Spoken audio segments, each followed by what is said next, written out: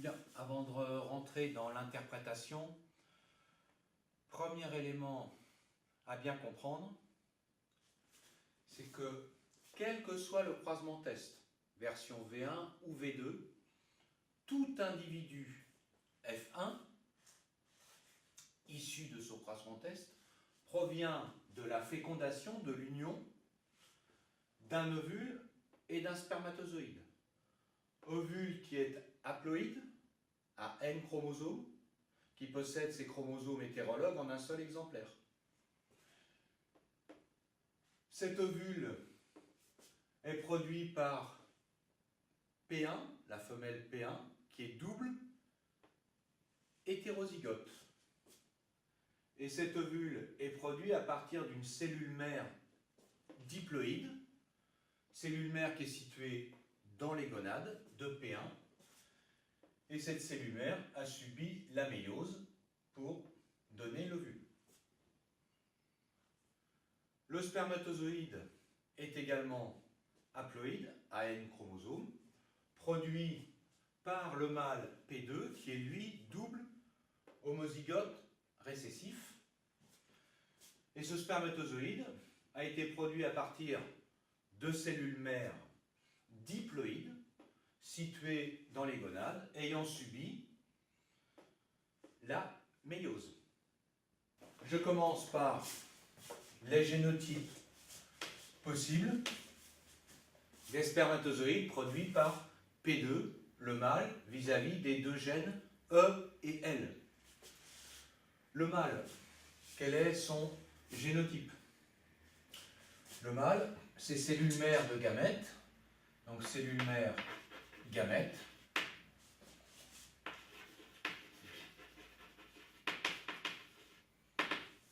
Quel est le génotype?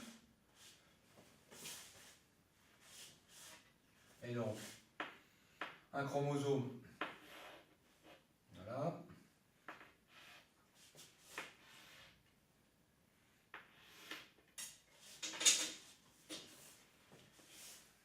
Ici, puisqu'il est homozygote récessif,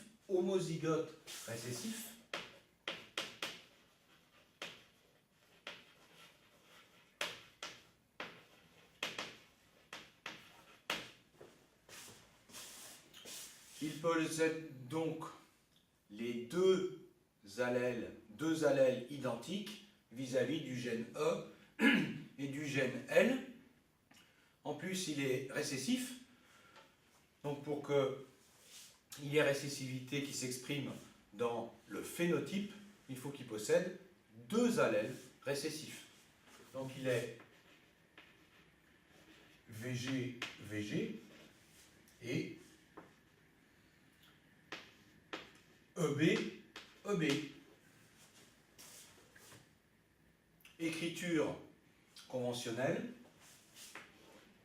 Le génotype s'écrit entre parenthèses et les chromosomes verticalisés sont horizontalisés. On n'est pas obligé de mettre des couleurs. Cette paire de chromosomes est représentée ici. Celle-ci est représentée ici. Donc VG,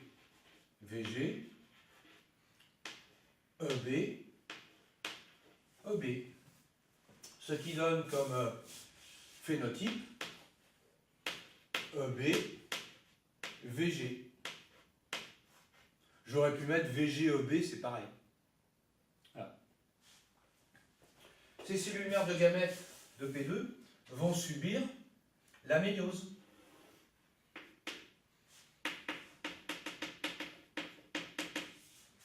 De façon simplifiée, c'est quoi la méiose? C'est la séparation des chromosomes homologues. Séparation des chromosomes homologues.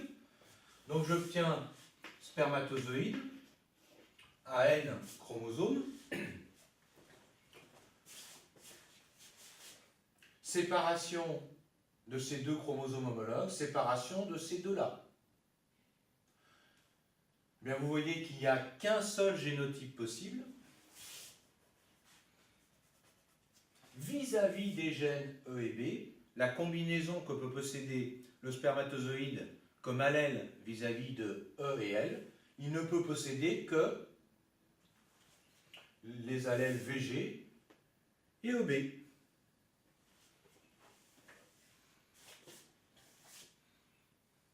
Alors VG qui vient d'origine paternelle ou d'origine maternelle. Ah oui, puisque c'est P2, excusez-moi, si je mets P2, tout est en bleu. Autant pour moi. Donc P2, voilà. Si je respecte ce que j'ai vu tout à l'heure. Donc il ne peut donner, un spermatozoïde ne peut comporter qu'un chromosome avec VG et qu'un chromosome avec EB.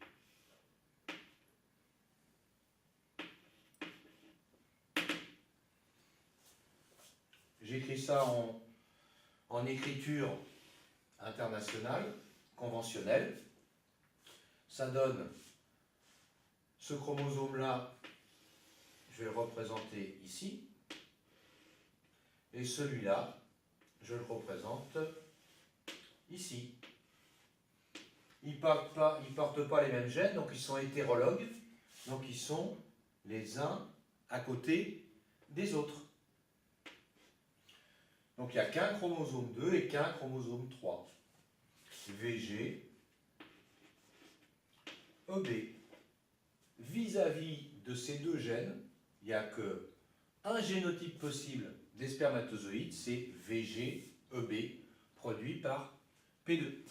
Voyons pour la version 2. Génotype possible des spermatozoïdes produit par P2 vis-à-vis des gènes qui sont liés B et L. P2 est homozygote récessif, il est donc BVG. Les deux gènes B et L sont situés sur le même chromosome, en 12 exemplaires, puisque la cellule mère est diploïde.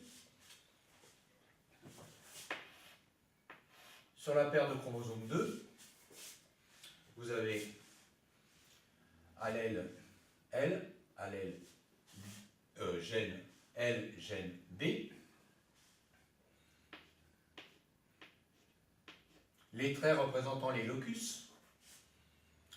Donc vis-à-vis de B, il est BB et L, VG, VG. Écriture conventionnelle.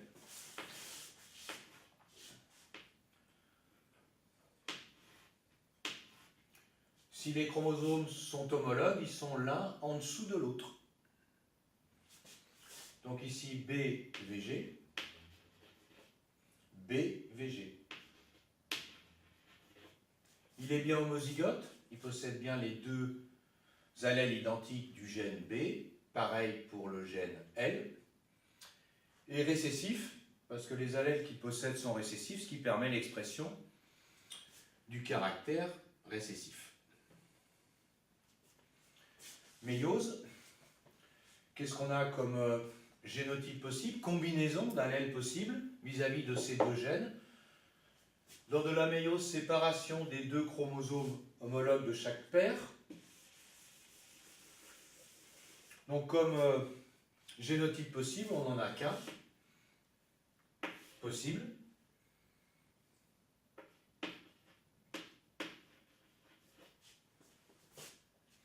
Donc génotype possible des spermatozoïdes, ici c'est BVG.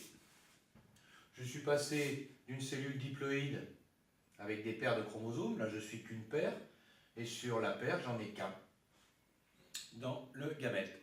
Ça peut être celui-là ou celui-là, mais en fin de compte, que ce soit celui-là ou celui-là, ils portent exactement les mêmes allèles puisque